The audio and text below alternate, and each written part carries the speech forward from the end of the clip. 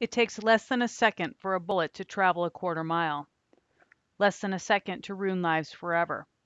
The lives that are ruined when a crime is committed are not only the lives of those who've been shot. All too often in the city of Chicago, those who are wrongly accused and convicted of the crime also suffer. This is the story of Jaime Hauad, a son, a brother, a husband, and a father who has served 18 years in jail for a crime he did not commit. Jaime's story begins on May 21, 1997, when 3 members of the Maniac Latin Disciples, Jason Garral, Jose Morales, and Miguel Salgado, went to Hoop's sports bar near the corner of Kedzie and George. After spending the afternoon and evening drinking at a neighborhood barbecue, they arrived around 11 p.m. and continued to drink heavily until 1 a.m. when they left. After leaving, they headed north on Kedzie and then turned east onto George. Suddenly, several men came from behind them. One of those men shot Morales, Garral, and Salgado, and then they all sped away in a red vehicle heading north up the alley west of Kedzie. Morales and Garral died. Salgado survived, stood up, and headed back towards Hoop's bar for help. He was turned away by the bouncer at Hoop's sports bar and then went across the street to J.J. Pepper's, where the clerk called 911. When police arrived at the scene, there was no physical evidence connecting anyone to the crime, and the surviving victim, Miguel Salgado, did not see the shooter. But the state did have a theory of the case. Chicago police believe the shooting was part of a fight between factions of the Maniac Latin Disciples street gang over turf on the west side of the city.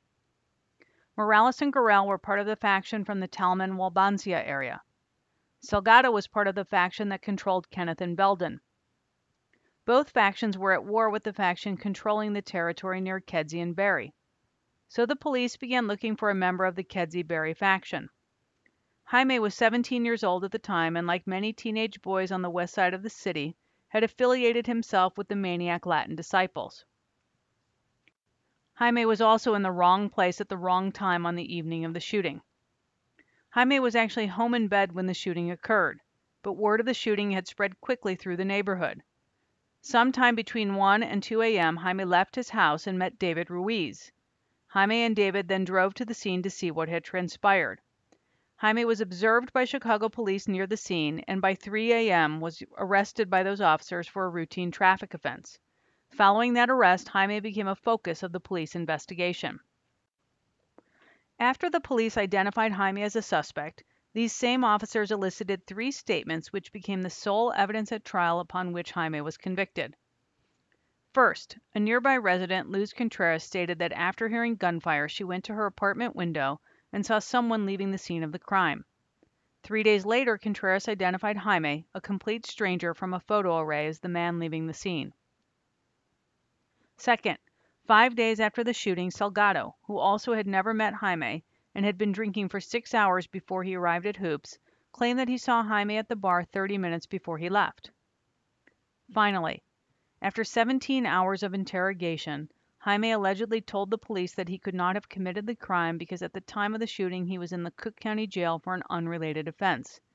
In fact, Hauad was arrested and detained for a traffic offense after the shooting. As you are about to see, all 3 of these statements were unreliable and were forced by the police to fit their theory of the case. Let's start with Luz Contreras and the circumstances surrounding her identification of Jaime as the person who shot Garral, Morales, and Salgado. The morning after the shooting, police canvassed the scene looking for witnesses. They spoke with Luz Contreras, who lived at 3151 West George. Contreras' apartment overlooked where the shooting had occurred.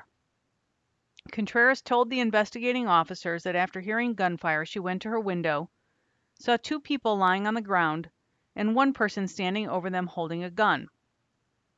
Contreras then saw the person holding the gun slowly walk under her window east towards the alley and then head back south. This is the window that Contreras was looking out of that evening. At trial, Contreras explained that there was a tree right in front of that window blocking her view, and as a result, she could not completely see the face of the person standing under her window. She also only saw that person for a few seconds. Contreras' testimony was directly at odds with 2 other witnesses. Police detectives interviewed Miguel Salgado on the evening of the shooting just before he left the scene in an ambulance. Salgado explained that he saw 3 or 4 offenders exit a small maroon vehicle all dressed in black, and the group walked up to Salgado, Morales, and Garral and started shooting. Salgado explained to the police that all 3 of them, Salgado, Morales, and Garral, hit the ground, and whoever shot them ran north across George Street. On the night of the shooting, police also interviewed Jose Cruz. Cruz lived across the street from Contreras on the north side of George. Cruz told detectives that after hearing gunfire, he went to his window and saw 2 cars driving northbound in the alley just east of Kedzie. One was an 80s cargo van and the other a red Toyota. Salgado and Cruz were consistent. The offenders all fled north in a red Toyota, while all 3 victims remained lying on the ground. Contreras told detectives that she saw 2 people lying on the ground, and one person heading eastbound, then south down the alley. In light of this discrepancy, it's clear that Contreras did not see Jaime. Contreras never even saw the shooter. Contreras saw Miguel Salgado leaving the scene. If Contreras only saw 2 people lying on the ground, then she did not go to the window until after Salgado got up. And Salgado is the only person who headed south after the shooting. The gun Contreras saw is also easily explained. When Salgado left the scene, he was carrying Morales' cell phone, which in 1997 was the same size and color as a handgun. So why did Contreras identify Jaime as the person she saw under her window? It is now settled that stranger witness identification is one of the most unreliable forms of evidence used in the criminal justice system. It leads to more wrongful convictions of innocent people than any other aspect of police work. Since 1989, 239 convictions nationwide have been overturned based on DNA evidence. More than 75% of those involved eyewitness misidentification. The unreliability of eyewitness ID can be attributed to the way memories are created and techniques used by the police in 1997 when they administered lineups and arrays. But Contreras' improper identification may have been more than an honest mistake. Chicago police may have exerted undue pressure on her to select Jaime from that first photo array. When Contreras was interviewed by Chicago police detectives, this is the ID that she presented. A recent inquiry made to the California Department of Motor Vehicles, however, revealed that no such ID was ever issued. Background searches on Ms. Contreras also revealed that she has been connected to at least 4 other Social Security numbers, suggesting that Contreras was in this country illegally and susceptible to pressure from the Chicago Police Department. Pressure we now know they exerted on other witnesses. Let's turn to Miguel Salgado's identification. On March 28, 1997, 6 days after the shooting and after Contreras identified Jaime, Detective Engel showed photographs of Jaime and 4 others to Salgado to see if he recognized anyone from the array. Salgado allegedly told Engel that he saw Jaime at Hoops about 30 minutes before he left the bar. That statement was completely unreliable. Salgado and Jaime were complete strangers. They did not interact at Hoops. Jaime was just a random patron in a dark bar. By the time Salgado allegedly saw Jaime, he had been drinking for nearly 8 hours, had consumed 19 drinks, and testified at trial that he was so drunk that night he did not even realize he had been shot. Salgado has also recanted his prior testimony. Salgado has now provided an affidavit admitting that he lied at trial and that he only identified Jaime because the detectives threatened to pin the crime on him if he did not state that Jaime was in Hoops that night. On the morning that Salgado testified, he also confided in a close friend who has now provided an affidavit that detectives threatened to deport him unless he testified that Jaime was in Hoops bar that night. Now let's turn to the final statement elicited by the police, Jaime's alleged false alibi. Jaime was arrested on May 27, 1997, and was interrogated by Detective Engel and other Chicago detectives. At trial, Detective Engel testified that during this interrogation, Jaime claimed that he was in jail at the time of the shooting, and therefore he had an alibi. In fact, Jaime was arrested on a routine traffic stop 2 hours after the shooting. At trial, the state argued that Jaime's alleged false alibi was proof that he was trying to cover up his involvement in the crime. If this statement was made, the alleged false alibi was provided under highly questionable circumstances.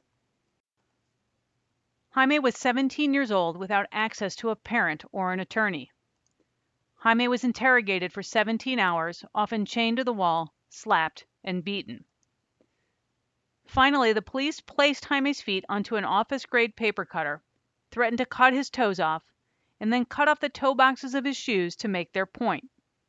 This torture is supported by objective evidence. During his 17-hour detention, Jaime was presented in 2 lineups. First, he appeared on the morning of May 27th for a lineup presented to Luz Contreras. He is wearing Fila gym shoes, and you can see the logo on the toe box. At 3 a.m. on May 28th, Jaime was presented in a second lineup for Miguel Salgado. By this time, the police had cut up the toe boxes of his shoes. Just before entering the lineup room, Jaime switched shoes in the hallway with Javier de Jesus, another person in the lineup.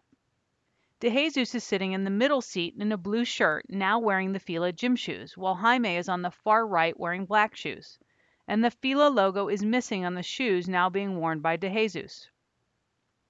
After de Jesus was released, he returned the shoes to Jaime's mom, and this is what they looked like. The torture Jaime endured was also corroborated by an independent government agency. On June 18th, following a lengthy and thorough investigation, the Illinois Torture Inquiry Commission decided that there was in fact evidence that Jaime was tortured. The evidence demonstrated that police detectives cut off part of Jaime's shoes to coerce a confession. The Torture Commission found that there was evidence to suggest Jaime is innocent of the crime. Finally, the Torture Commission referred this case to the Cook County State's Attorney, asking that they investigate the integrity of the conviction. Not only is there clear evidence that Jaime did not commit this murder, people in Jaime's community and in the law enforcement community have known for years who the true killer is. For the safety of Jaime and his family, we will refer to the true killer as Jose Dominguez. Dominguez was also a member of the Maniac Latin Disciples Kedzie Berry faction. In 2013, Jaime's attorney received a letter from the federal prosecutor's office. The letter explained that in 2001, a high-ranking member of the Maniac Latin Disciples, who we will call Jorge Rodriguez, admitted that he witnessed the murder. Rodriguez explained that he was in Hoop's sports bar that night and saw Dominguez with a handgun. Dominguez said that he was going to take care of some business. Rodriguez then left the bar with another MLD member, who we will call Pedro Sanchez. Rodriguez and Sanchez then got into a car, pulled into the alley east of Kedzie and north of George, and witnessed Dominguez shoot Morales, Gural, and Salgado. Sanchez has also confirmed that Dominguez was the true shooter. Years after the trial, another member of the Maniac Latin Disciples came forward and provided a sworn affidavit. This witness explained that Sanchez admitted to him that Sanchez not only witnessed the shooting from a car with Rodriguez, he actually ordered Dominguez to shoot Morales, Gural, and Salgado to send a message to the Talman Walbancia faction that they needed to fall in line. Sanchez also confirmed that Jaime was not with Dominguez and was not involved in the shooting. The testimony that Dominguez was the shooter is also consistent with other objective evidence. For example, at the time of the shooting, Dominguez owned a maroon Toyota Tercel, which matches the vehicle that Salgado and Cruz saw fleeing the scene. In the years following the trial, Dominguez has also written to Jaime and his mom expressing guilt and remorse over the fact that Jaime is serving a life sentence for a crime Dominguez knows Jaime did not commit. For example, he wrote, "What it boils down to is that a nigga took care of some nation business and you got caught up for some shit you didn't even do or know about. I don't know how you got caught up, but I guess you were at the wrong place at the wrong time. I could apologize for everything, but I guess it wouldn't help any. I could imagine what you think of me, and I can't change that."